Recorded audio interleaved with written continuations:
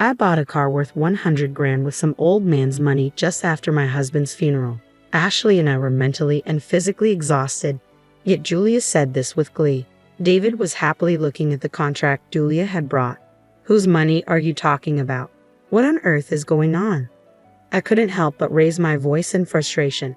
Despite the fact that Ashley and I were mourning the loss of my husband, our eldest son and his wife seemed not only unbothered but even pleased. The insurance money will be deposited, right? Plus, there should be an inheritance. Out of Julia's bag came, unbelievably, my husband's bank book. Seeing that, I burst into laughter. What's so funny? You're planning to use that to buy. I feel sorry for you because that bank book.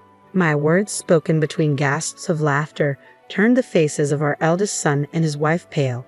My name is Amanda Simpson. I was married to Chris and blessed with 2 children. Our eldest daughter Ashley and our eldest son David. Chris's family has been a line of doctors for generations. Both my father-in-law and mother-in-law have medical licenses. Chris had also been working hard since childhood to become a doctor. Drawn to Chris's hardworking and admirable character, which I got to know through a friend's introduction, we became a couple. Seeing Chris's dedication, our daughter Ashley also decided to pursue a career in medicine. Although Ashley wasn't necessarily academically gifted, she was diligent every day. As her mother, I was there to witness her efforts up close. I didn't force her to become a doctor. However, Chris was really pleased when she decided to become one by her own will. Mom, I got an A rating for the medical university. When she got an A rating from her dream university in high school, I couldn't help but shed tears at her success. No, it's not an acceptance yet. I still have to work hard without letting my guard down. I was genuinely happy to see her grow up to be such a kind and resilient person. But David, our eldest son, was quite the opposite. Born prematurely, David had always been frail, and I admit I might have been overprotective of him. But as David grew up, he got stronger and eventually caught up with his peers in physique. Without attending any cram school, he consistently scored perfect marks in elementary school tests. He grew up wonderfully, which was reassuring. However, the latter half of his middle school years, David started coming home with bruises every day. David, what happened to you? Those injuries. I was concerned, but David started to ignore me. They looked like bruises from fights. Maybe he got into some scuffles. He's a boy, after all. There are times like these.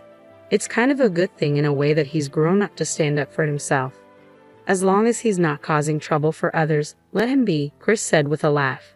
In hindsight, I should have listened to Chris and left things to some extent. However, my overprotective nature towards David made me anxious. I constantly questioned him about the fights and who hurt him, which drove him away. You're so annoying. If you ask me one more time, I'll never speak to you again. Indeed, despite Chris's advice, I kept pushing. After David's stern warning, I reflected and stopped prying. But every time one bruise healed, another appeared. All I could do was watch over him with worry. While David was certainly academically talented, he ended up spending most of his time fighting and went to a local public high school. I hoped that after he outgrew his teenage years, David would discuss his future or college plans, but he remained unchanged. Hey madam, give me some money, he demanded rudely one day. If you think acting like a delinquent makes you cool, you're gravely mistaken, Ashley retorted. Huh? What did you say? David snapped back, and it seemed like a fight was about to break out. The thought of Ashley possibly being harmed left me restless. Don't fight, please. Here, is this for lunch money? I quickly took a $50 note from my wallet and handed it to David. He clicked his tongue in annoyance and left, with Ashley glaring at him. How did it come to this? Did I spoil them too much? Every day I reflected and blamed myself. Even as his classmates began preparing for university entrance exams, David remained unchanged. Chris tried to talk to David multiple times out of concern, but David even began hurling abusive words at Chris. Well, he hasn't done anything that would involve the police, Chris would say. He has been picked up for being out late with friends more than once or twice. In the end, David neither found a job nor decided on further studies and just graduated high school. David, what are you going to do? You can do well if you study. Isn't it better to go to college now? I'm not saying you should become a doctor, but you should get a job. David wouldn't even meet my eyes when I said this. However, a year later, David, who had been jobless and staying at home, approached me. Hey, he said, I thought he might be asking for money again. But when I turned to look at him, David continued, I'm having the kid. I'm getting married. I was left speechless from the shock. David continued, but I'll start working. Can my wife and I live here? Wait, I still don't fully understand the situation. Let's discuss this with your father first. That night, Chris, David, and I had a conversation. We, as parents, came to terms with David's decision to work and his determination to welcome a child and wife. We decided to accept this new family. On the day we were to meet her, Chris, Ashley, and I waited at home. David had gone to fetch her. He's late, isn't he? I remarked. Even after the promised time of 1 o'clock, the two hadn't shown up. We worried that they might have had an accident. We tried reaching out but couldn't get in touch. Contrary to our anxiety, the two casually appeared just before 3. We're back. Wow, this place is massive. It's like a mansion. Oh, nice to meet you. I'm Julia, she said. I was taken aback by the woman David had brought home. Despite claiming to be pregnant, she wore high heels, a short skirt that seemed chilly, and had long, shimmering, pointed nails. In her hand was a plastic bag from a baby goods store, and she greeted us with surprising words. Nice to meet you. I'm David's mother. Really, you're prettier than what David described. Nice to meet you, Amanda. Her behavior lacked any semblance of manners, and I was simply stunned. Where's my room? She asked. Oh, we haven't decided yet, I replied. Okay, I'll just leave the baby stuff in the living room then. With that, Julia entered the house and headed to the living room. She then greeted Chris and Ashley with the same casual tone. The checkout line was so long. Sorry for being late. You all waited, right? Returning to the living room, Julia addressed me, Chris, Ashley, and I could only exchange glances without saying a word. Are you all nervous? Just relax, okay? Chill out. We were simply astounded by her words. We thought today was just a greeting, but Julia came in, placed a ton of luggage in the living room, and acted like she owned the place. Afterward, I greeted Julia again. She was 22 years old and apparently worked part-time at a bar. As a child, her parents divorced and she was raised by her father. However, he later disappeared, and she seems to have grown up in a children's home. I understood it must have been tough without any family, but there are kids who turn out well despite that. I don't think one's circumstances can be an excuse for rudeness. Then Ashley talked to Julia as she discussed her past. How many weeks pregnant are you now? I noticed earlier that you're wearing high heels. Your belly doesn't seem to be showing yet, but it's dangerous. I felt relieved after Ashley kindly said that. Then on Julia's behalf, David spoke up. Right, I thought the same, but Julia apparently only has heeled shoes. Buy her some, madam. Suddenly, the conversation shifted to me, and I was taken aback. Oh, don't be so surprised. You probably don't know my taste, right? If you give me money, I'll choose for myself. I was at a loss for words at Julia's lack of hesitation. Ashley shouted at the two of them. Why should Mom buy it? Why don't you, David? But the baby inside me is her grandchild, isn't it? Julia retorted. So what? It's your child? Ashley shot back. Scary. Is this what a sister-in-law is like? Hilarious, Julia said, mocking her. Ashley was furious at that remark, while Chris just kept silent, his mouth shut tight. What kind of attitude is this? She seems to be looking down on us even though we just met. However, we have to live together from now on. It wouldn't be wise to fight now. Over time, I believe her maternal instincts will grow and she'll change. When that time comes, she should naturally stop wearing heels and remove her nails. That's all I can hope for. Ashley, being a doctor, was particularly concerned about Julia's lack of parental awareness and said sharply, anyway, make sure you earn and buy your shoes before your belly gets large. Also, remove your nails. If you can't get a pulse oximeter on, they'll forcibly remove them. With that, she stormed out of the living room and locked herself in her room.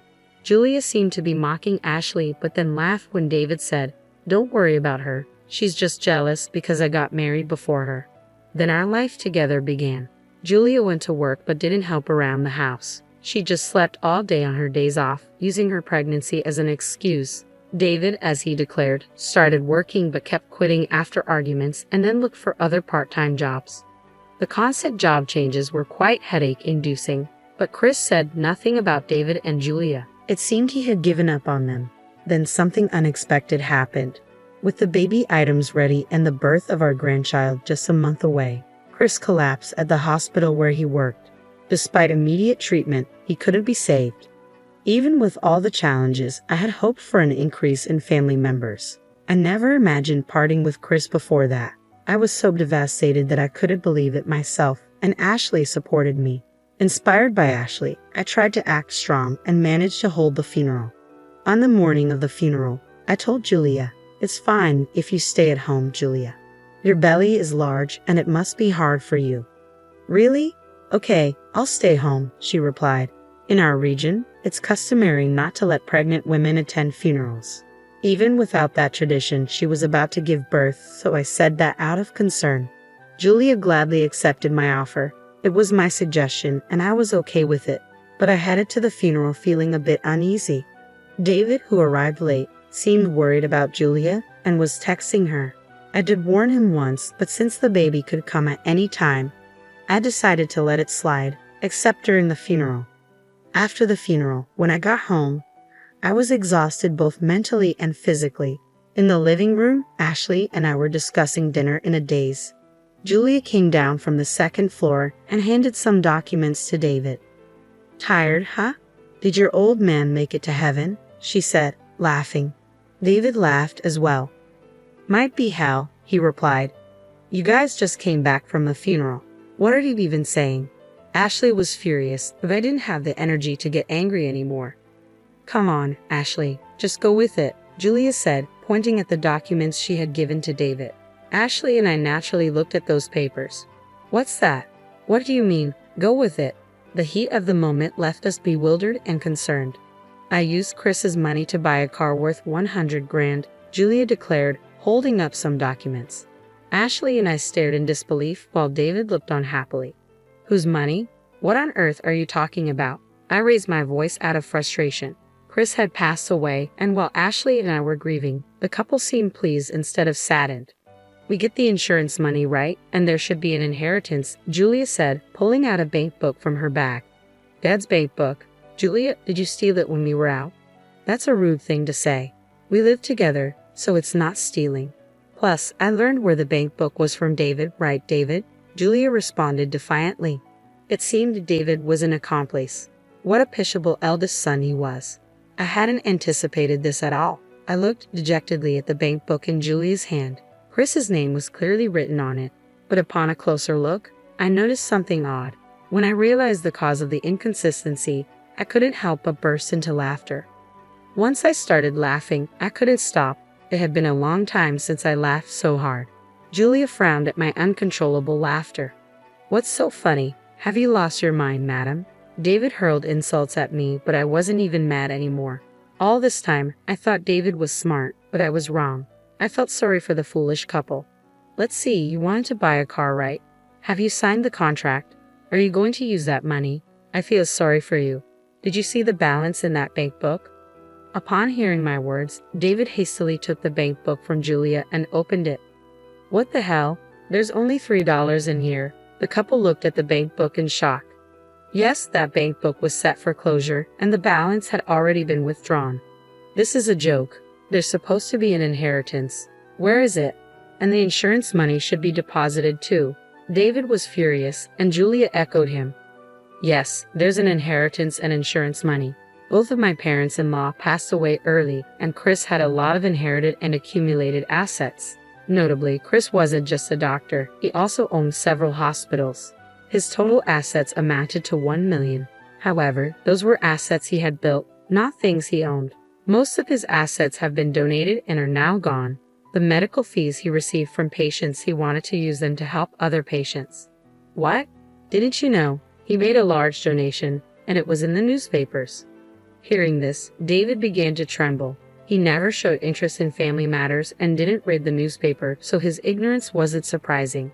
Moreover, the remaining money is managed in an online bank. I can't access it until we complete the inheritance procedures. Anyway, what about the insurance money? When will it be deposited? Julia rushed, grabbing the bank book and approaching me. Ashley, standing next to me, began to laugh.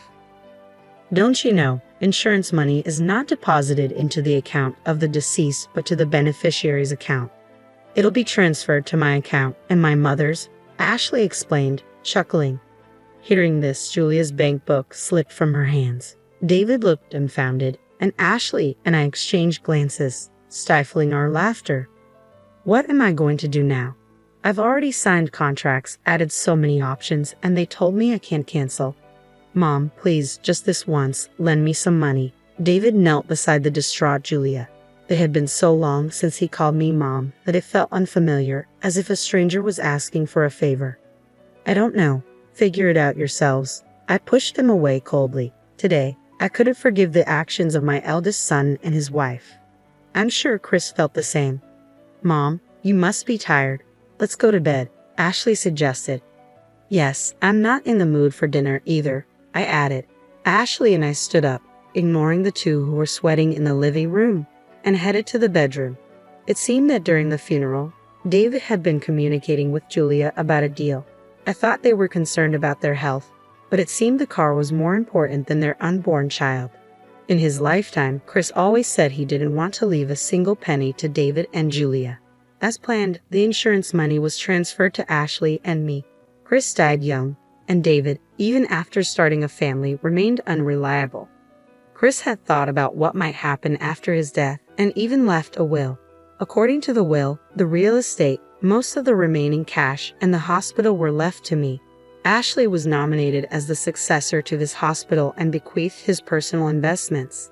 David was given a large piece of land in the countryside. As we opened the will and heard its contents, Julia said, "So, can't we sell the land and buy a car?" Listen to the end. I interrupted Julia and continued reading. With that land and some of the cash, take $100,000 for building a house and leave this home. What does that mean? Julia asked in confusion. We were at the probate court. The will has been validated and carries full legal force. It means exactly what it says. You get the land and money to build a house. You should be grateful, but this house should eventually belong to David, the eldest son, right? I replied, looking at Julia as if she was pleading for help. I responded with a smirk. It's what I received. I decide who to give it to. You damn old woman. Better start packing your bags when you get home, huh? Julia retorted. By the way, the land that Chris designated for David was about 30 miles away in the mountains. It was indeed vast but mostly untouched woodland. No matter how large the land is, if the construction cost is $100,000, the house built on it would probably be small. I bet David and Julia, who likely had nothing, would have made a fuss about the inheritance. Whether Chris gave them the land with that in mind, I don't know, but I believe Chris created an environment where Ashley and I can live peacefully. Besides, David and Julia shouldn't even have any right to receive anything. They should be grateful for whatever they can get. A few days later, a grandchild was born. Julia's water broke in the middle of the night, and she was immediately taken to the hospital after making a call. However, due to her dropping blood pressure and the hospital being understaffed at night, Julia had to have an emergency C-section. Ashley had repeatedly told her to remove her nail extensions, but she didn't listen. Apparently, the nurse possibly removed them. No, I just got these done 3 days ago. Don't take them off, Julia. Don't move, the amniotic fluid is gushing out. They apparently had a standoff in the middle of the night. From what I heard from Ashley, this confrontation was more challenging than the surgery. I've never had fancy nails like young people do, but it seems like it was painful. It's undoubtedly a case of getting what she deserved, I thought to myself. Julia, who had been saved along with her child, could no longer stand up to Ashley and quickly became docile. She may be upset about the inheritance, but she's no longer acting superior to us. I hope she's grateful that we let her rest for the first month after childbirth, Mom, Ashley said regretfully. Can we stay here? We don't need the land or the money. No, even if you stayed here, you both only earn as much as part-time jobs and don't contribute to household expenses. I replied firmly. David's plea was met with a firm denial from both Ashley and me. Reluctantly, David went to cancel the car purchase, but he was charged a penalty fee of $10,000, which he had to pay from the $100,000 set aside for construction. Whether they were reluctant to move to the countryside or not, they considered selling the land and renting an apartment. However, the rent was too high for David and Julia's salaries, and there were no buyers for the vast woodland. They realized they had no choice but to build a house on it, as stated in the will. Desperately, they started looking for a contractor who could build a house for $90,000, but it wasn't going well. The baby is still young, so I'm letting you all stay here for now. You can leave whenever you want, okay? I told David, who fell silent at my words. A week later, they found a construction company, but all they could afford was a small prefabricated hut. I didn't expect Julia to keep it clean, so even a small house should be fine. I told the couple who were preparing to move, "You'll need to decide on daycare, so until you're settled, I can take care of the baby. You both should become independent as parents first." "You're taking our child, you monster," Julia exclaimed angrily, but David stopped her. "With just my earnings, it's impossible to support the two of them. Let's leave our baby here until things settle." "No way, I'll divorce you then," Julia threatened. "Even if you do, you still won't have a home," I interjected calmly. It seemed David was finally facing reality, desperately trying to convince the furious Julia. "Then don't make it come to that," I said. "I didn't say I'd take her away. If you can, take her with you." When I snorted and said this, Julia bit her lip in frustration and quieted down. She must have realized that she had no choice but to temporarily part with her baby. Afterward, the couple quietly packed their things and left. I did feel sorry for the baby. However, having parents like that might not make much difference. Of course, if they changed their ways, it would be best for the baby to be raised by her own parents. But I couldn't help but think that the baby might be happier being raised by Ashley and me. David and Julia, who moved to their new land, contacted us almost every day. If it was about the granddaughter, I was happy to reply. But all they ever asked for was money. When ignored, they sent pictures of bread for dinner. Seeing this, Ashley laughed. Even if they ruin their health, they won't be able to afford medical bills. "In the countryside, a car is essential," I commented. "They're currently driving a used car they bought for $3,000, which frequently stalls. They might be saying this to gain our sympathy, but they don't know it's just a laughing matter for us," Ashley added. "In this situation, they probably won't be able to take their daughter back," I concluded. "But as long as we can live with our adorable granddaughter, I think it's okay." When she turned 3, she was very cute, kind, and nothing like David or Julia. She was a hard worker. Ashley bought her a number puzzle, and she eagerly learned numbers and could already read letters. "David and Julia are still living day by day," Ashley observed. Occasionally, when they receive pictures of their daughter, they exclaim, "Super cute," as if looking at a stuffed toy. "It still seems impossible for the two of them to become parents," I mused. "When the granddaughter grows up, I hope she can learn from her parents' mistakes and grow up straight." "That's what I think,"